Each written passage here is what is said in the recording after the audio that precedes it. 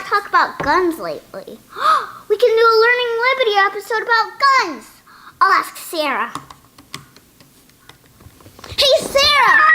Did you get my message on the new Learning Liberty episode? Yeah, Millie. I thought it was a great idea. We should probably start with safety first, though. Yeah, that's a good idea. I wonder who we should call. I think I know a guy.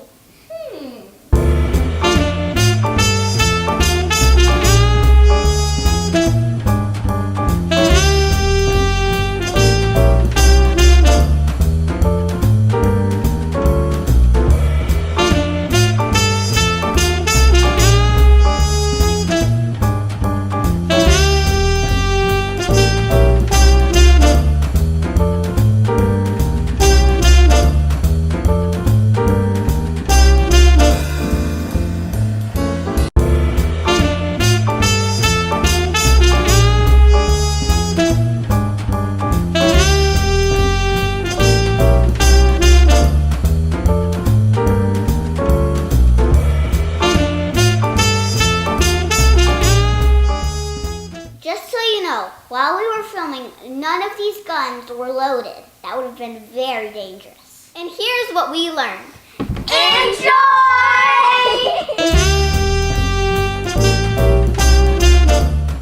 What I'd like to do today is to focus a little bit on just an understanding of guns, a little bit about safety, and the fact that guns all by themselves can never hurt anybody. They can only hurt somebody if they're not handled properly.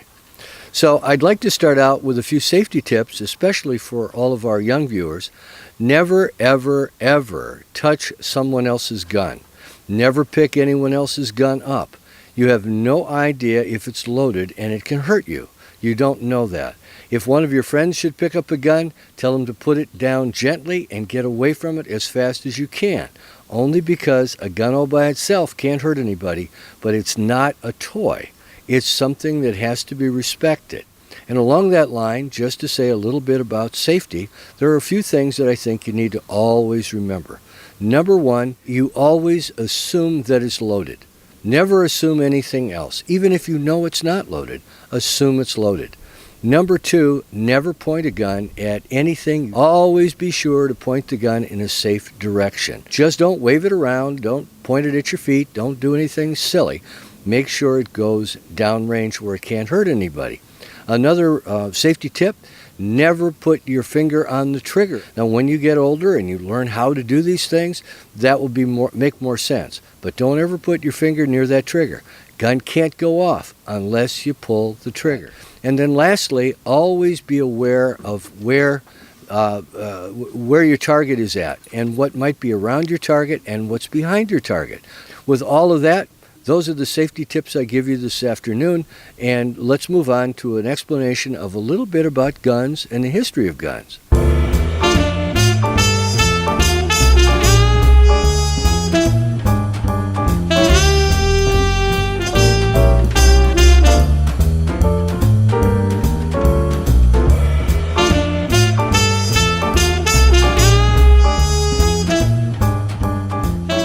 What I want to do is show you some of these guns going back all the way about 200 years ago to the founding of our country, and the kind of gun they used then, both to hunt with and to defend the nation and to gain our liberty. So let's start off with this one here.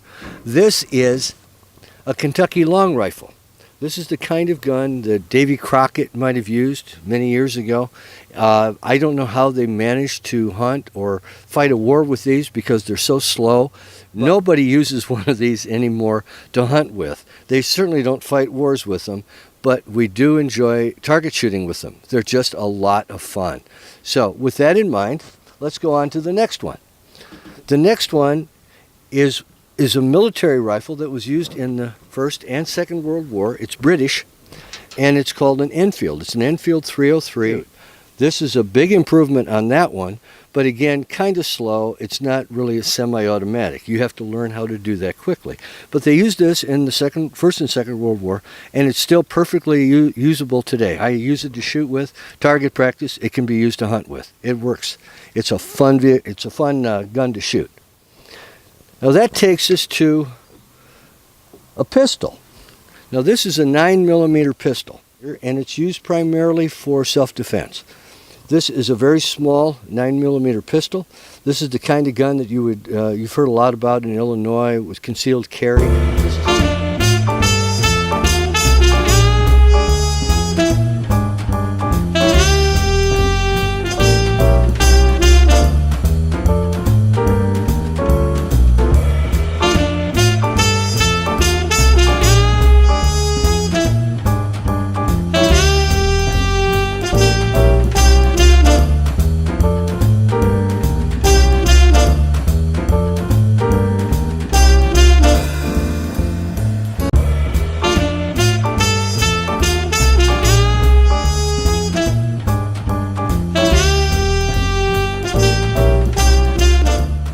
Millions and millions of people in this country own guns just for the enjoyment of shooting. They don't want to hurt anybody, they never will, but they handle their weapons responsibly. Like anything else, people have all sorts of hobbies. As long as it's done responsibly, nobody ever gets hurt, and in the end, we know how to use them for self-defense if we ever had to. Hopefully that never happens for anybody. Thank you, John, for joining us today on Learning Liberty. Thank you for having me, all of you.